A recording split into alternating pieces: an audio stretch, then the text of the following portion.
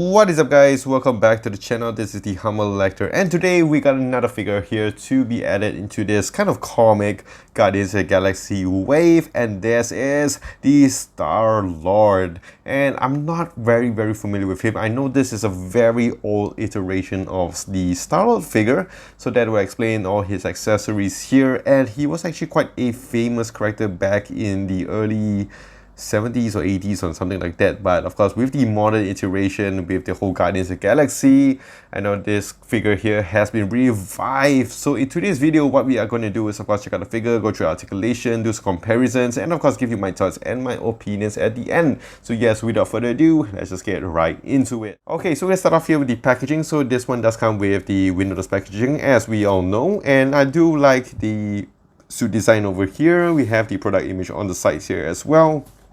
And going on to the back, we have a preview of all the accessories, and going on to the side here, we have some cartoon images. Very nostalgia. So now let's just unbox this bad boy up. Okay, so we have the Starlord figure over here, and I gotta say, he looks really nice. I did not regret getting him. Normally, I get my figures from One Toy or My Toy Malaysia. So if you're from Malaysia and watching this, you know where to get your figures from. And I don't really say this a lot with the current Marvel Legends figures, but they do come, this figure does come with a lot of accessories. So we have the closed fist over here, we have the open weapon grabbing hands on him, and we have the sword and gun on him as well. So yes, good job Hasbro for doing what you were supposed to be doing for your Marvel Legends figures. So I got to say, like, I got this figure for a discount during a recent sale, and I got to say, like, he's really worth it. Even if I had to pay full price for him, I think that would have been still a very good deal. And the reason why I say that, because not only he uses a new body mold, he just looks really nice. I mean, there isn't a lot of sculpting on him, but the paintwork on him is really nice and clean. But that being said, I know if we go on to his arms here, I noticed this on a lot of these Starlord figures, so it's not only my problem. I think a lot of people would have this issue over here. On his left side, you can see that paint that doesn't go through on his left, and also on his right, and I've seen this on many other figures as well. You can see on his legs, this one is not on all the figures, but it's on mine, and on the other side here as well. So very annoying. But the only good thing about this is that it's white, so you can kind of paint it on your own without a lot of experience. But it is very annoying that you have to pay a full price for this figure, but you still get this kind of problems. And this one here does use a Vulcan body mold, which is really nice. I do hope that more modern figures would get this body mold, because you get your pinless joints, you get very good articulation, and the body size actually is very matchy for your current Marvel kind of characters. And I gotta say, he looks really cool. So having a quick look on him, you can see the weapon here does have a nice gold to it, a nice silver to him as well. The gun on this side is pretty blunt. You have a nice gray color on him. He doesn't have the hole for the finger to go through in. That's not what she said, but yeah, you gotta like just smudge it a little bit in to put in the gun. And you do have the face here, which looks really nice. I do like the eyes. They have that nice beetle look to him. And also on the top here, it's all sculpted in with the paint, the gold paint on his star helmet here.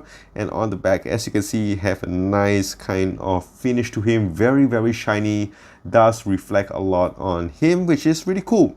And if you go on to the body here, nothing much on his upper chest area. It's all painted through. You can see on his belt here, very nice gold belt here as well. And going on to the wrist, you have some nice same color on his wrist and forearms. And going on to the back here, nice tight butt, some nice sculpting work on his belt here as well. And going on to his boots, nice color, although it's just like all one piece. There isn't any extra carving on him, but it does have a nice color to him. And you can see here, this one looks very weird, because it does have the different color of gold, but you can see, like, you know, at least they are trying to make some effort to him. And of course you can put the gun holster on him here as well. So overall, I gotta say this one here looks really nice. And with that, we are going to go on to articulation. So it does use a disjoint hit here, so you can tilt all the way up here this much. You can of course tilt downwards here a lot as well. You can rotate it as much as you want. You can kind of tilt it a little bit here, give it some swivel. And going on to the arms, you can give you a nice T-pose and also nice rotation here as well. You get your butterfly joints, which does go in and outwards very, very nicely, I would say. And of course you have your bicep swivel on the arms. You have your pinless jointed elbows here, which goes back a fair bit. And going on to the wrists, on the right side it does have this kind of hinge which goes this way, so it's better for your posing with your weapons. Similar as well on the other hand. For the fisted hands, it's on the other angle, so that's one thing to consider when you're posing your figures. And of course for the ab crunch, you can crunch forward this much, you can crunch backwards here quite a fair bit. You do have some nice waist rotation here, but it's of course hindered a little bit by the belt.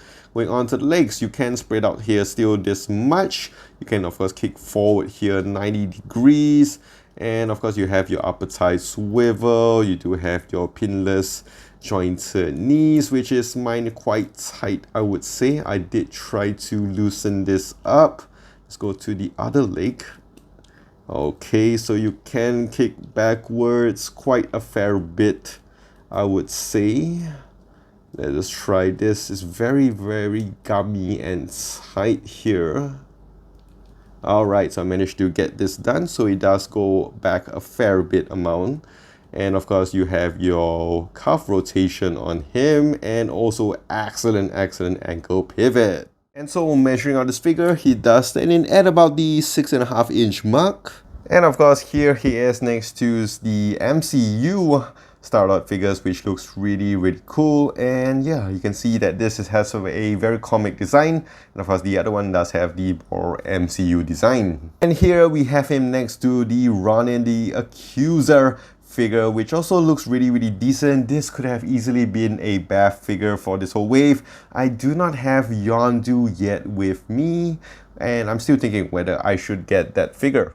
Alright, so that is it with this Starlord figure, and for a rating, I'm definitely going to give this a solid 7 out of 10. I mean, it is using one of the best body molds there is out there. I do like the design on him, I do like the accessories on him as well, so yes, definitely a good rating for him, and it's definitely a good recommended figure as well. Of course, these are just my thoughts and my opinions. Let me know in the comments down below what you guys think about this figure here. Of course, if you guys enjoyed this video, do click the like and smash the subscribe button down below, and of course you want to find me on my socials, you can do so on my Instagram at the Humble Lector, and I'll see you guys in the next one.